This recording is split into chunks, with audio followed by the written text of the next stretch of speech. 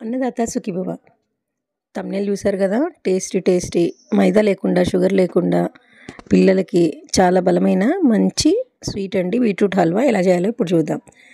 అసలు పిల్లలకి పెడితే చాలా మంచిది. ఎవరికైనా అండి, షుగర్ లేదు కదా, మైదా లేదు కనుక, ఫుడ్ కలర్ కూడా వాడలేదు. Hello viewers, welcome back to Akshaya పాత్ర.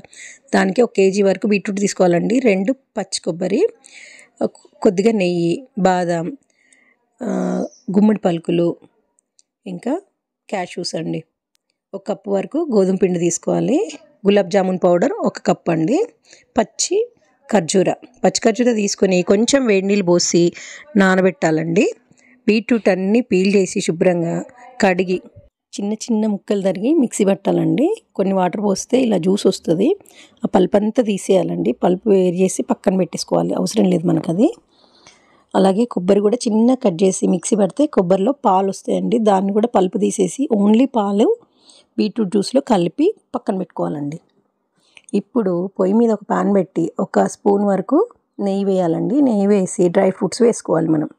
క్యాష్యూస్, బాదం, గుమ్మడి పలుకులు వేసాను. మీరు ఇంకా కావాలంటే ఏమైనా యాడ్ చేసుకోవచ్చు. ఇవి చాలు అని నేను అనుకున్నాను. మీ ఇష్టం అండి, ఇంకేదైనా ఇష్టంగా తింటే వేసేసుకోవచ్చు. అవి దూరగా సిమ్లో పెట్టి మాత్రమే వేపుకోవాలండి. తీసి పక్కన ప్లేట్లో పెట్టుకోవాలి. ఇప్పుడు ప్యాన్లో ఇంకొక స్పూన్ వరకు నెయ్యి వేయాలండి. వేసి ఇందాక మనం బీట్రూట్ జ్యూసు కొబ్బరి పాలు కలిపి పెట్టుకున్నాం కదా, అది ఇందులో వేయాలండి. పోసి సిమ్లోనే ఉండాలి, హై ఫ్లేమ్ పెట్టొద్దండి. 1 బౌల్ వరకు గులాబ్ జామున్ పౌడర్ వేయాలండి. కలుపుతూ ఉండాలి, లంప్స్ ఉండొద్దు. ఇప్పుడు 1 కప్పు గోధుమ పిండి తీసుకోవాలి. ఆ గోధుమ పిండిని డైరెక్ట్ వేస్తే ఉండలు కట్టేస్తుందండి. కొన్ని వాటర్ పోసి చిక్కగా చేసుకొని ఇందులో వేసి కలపాలండి. దీని తర్వాత ఇందాక మనం ఖర్జూర వేడి నీళ్ళలో నానబెట్టుకున్నాం కదా, దాన్ని మిక్సీ బట్టి చిక్కటి పేస్ట్ అవుతుంది, అది వేయాలండి. స్వీట్ వేయట్లేదంటే దీంతోనే స్వీట్ యాడ్ అవుతుంది. ప్లస్ కొబ్బరి పాలతో కూడా అండి. ఇందాక వేపుంచుకున్న డ్రై ఫ్రూట్స్ వేయాలి. వేసి సిమ్లోనే ఒక 30 మినిట్స్ కలపాలండి. దీనికి అడుగు మందం ఉన్న ప్యాన్నే తీసుకోవాలి. అప్పుడే మీకు అడుగంటకుండా చక్కగా వస్తుందండి. ఇలా కలుపుతూ ఉంటే కాసేపటికి డ్రై ఫ్రూట్స్ అనేవి కనబడడం మొదలు పెడతాయి.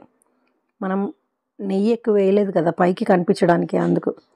అయిన తర్వాత అలా డ్రై ఫ్రూట్స్ కనబడ్డాయి అంటే మనకి రెడీ అయినట్టండి. చాలా tasty and healthy sweet ready అండి. నా వీడియోస్ మీకు నచ్చితే లైక్, షేర్ అండ్ సబ్స్క్రైబ్ చేసి కామెంట్స్లో చెప్తే నాకు కాస్త బూస్టింగ్గా ఉంటుందండి. Thanks for watching. బాయ్.